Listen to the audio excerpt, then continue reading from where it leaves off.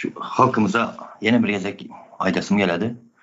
Şu bu siyasat deyip bizi oyuna getiriyorlar da şu oyunlarına gelmeyin. Yankı yurt meselesinde başka birilerinin işleyen zadı var bizim yurdumuzu koramazlık. Yani bizim yurdumuzu bizden ne edip yurdumuzu koratmazlığı olar kazanıyorlar. Yankı bu siyasat bu. Buna karışma bu boş ver deyip yankı yurt korak meselesinde bizi uzaklaştırıyorlar şey. Şu oyunlara gelmeyin. Ondan sonra yani doğru sorarak geçtiler de yiğitler. Aydınlarımızı ne için yok edip dururlar. Ama kimin işine yarayar? Bir yurdunu östürmek isteyen adamı ne için yok ettirirler şu yurdun adamlarının eli bile. Bu yani doğru edip geç oturayım. Orası imperyasının sömürgesinde bolanımız için.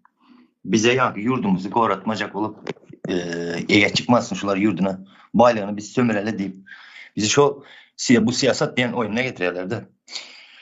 Sonra yeni bir zat diyesim elinde seyredip otursan bizim boluşumuza ulu il yurt olup yurt derecesinde de inanın biz bir yankı birbirini satıp bilen bir millet olduk.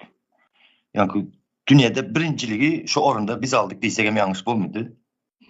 Mene şeyle fikir ediyen de birbirini yakıp yok edip satıp ayağına badak koyup çiliş verip yine edip garaz birbirine yamalık edip bilen millet biz olduk. O yan başkaların oyunu birbirimizi birbirimize karşı koyup uçturup alıp baratan siyasatları da başkalarının isleği, başka bir milletin hizmetine ediyoruz.